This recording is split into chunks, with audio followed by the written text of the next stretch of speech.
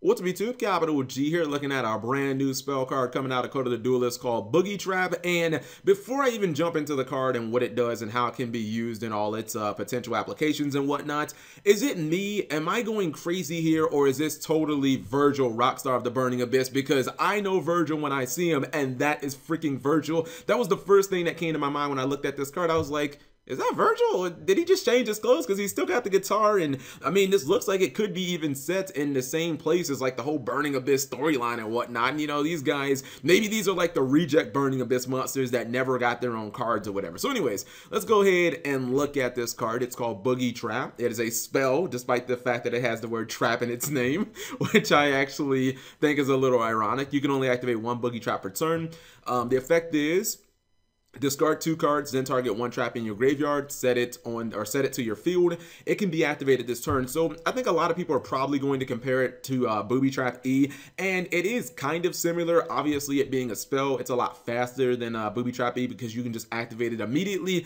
And I think the main thing that kind of differentiates the cards is the fact that Boogie Trap E only works on continuous traps, so it's mainly just like for floodgates and stuff like that. Maybe Call of the Haunted, Oasis of the Dragon Souls and whatnot. This card can basically get any trap. It can get counter traps, it can get regular traps, it can get those continuous traps, it can basically get anything. The obvious thing that a lot of people, myself included, are going to hone in on is, damn, that activation cost though.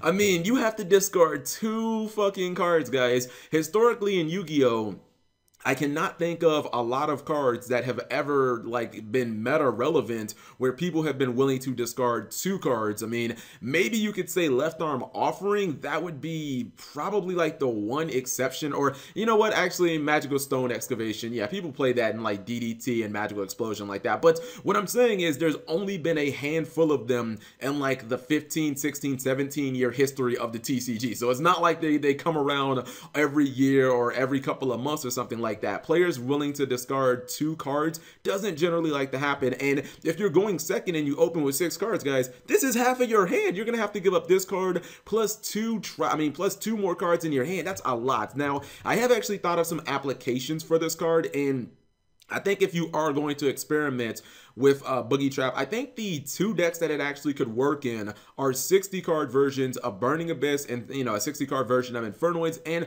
Infernoids, discarding cards isn't actually that big of a deal because if you discard your Infernoids, especially the big ones, you can just summon them back. If you discard a Fairy Tale Snow, it doesn't really matter. You can summon her back from the graveyard. If you discard the little guys, you can just banish them. So discarding in a deck like Infernoids is not really a problem. And if you happen to activate that Grass Looks Greener, if you get a Void Feast in the graveyard, getting that Void Feast back and being able to activate it immediately could be like, that's game breaking. Usually a lot of times when the Infernoid player resolves a Void Feast, they usually win the duel because they get their graveyard set up and they get so much lockdown potential that the opponent is not able to recover. And I think it actually has a little more applications in a deck like Burning Abyss, because if you activate that Grass Looks Greener and you're playing a 60 card BA, chances are you're running like, you know, every single BA under the moon and you're maxing out on them. So you're going to hit a ton of BA, and if you're lucky enough to hit a Traveler of the Burning Abyss, you could discard a couple of cards, you could activate Boogie Trap, and then you could get that back and you'd be able to activate it immediately. So you could actually, you know, plus maybe off of the Burning Abyss monsters,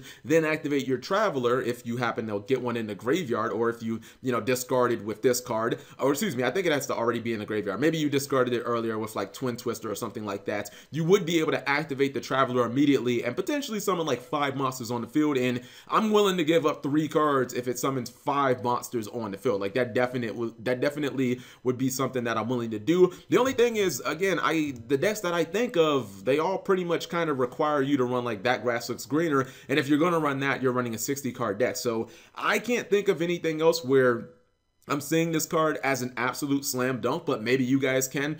Some people have said, hey Cap, maybe Magical Explosion. I mean, that could possibly work. You could play this in Magical Explosion, and you know, you could activate this. You could activate this, search Explosion, activate it immediately. and then find another way to like set it back. Maybe you like Booby Trap E, but that would take up so many damn cards. That would be like almost 6 cards in itself. So I find it very difficult for that to actually work. So maybe Magical Explosion too, but I'm pretty sure there are some other obscure ways to actually make this card work. But I don't think it'll ever be more than just a really obscure card that can only be played in a couple of decks, because the discard cost is just too damn high. So anyways, if I missed out on anything, or you guys think differently, please leave that in the comment section below. I think the artwork is still pretty good. It's still an interesting card. I like the concept of it. If it would have been discard 1 card, I think this would have had so much potential. Like just being able to get like a dimensional barrier back, or being able to get, I think a lot of decks would be able to, or a lot of decks would consider that, you know, discard a card, get a D barrier back, or get a solemn warning back, those limited cards, cards that are kind of difficult, like Artifact Sanctum. Like that would have been really nice. But anyways, I'm rambling at this point. Thank you guys for watching. As always, subscribe if you have not already.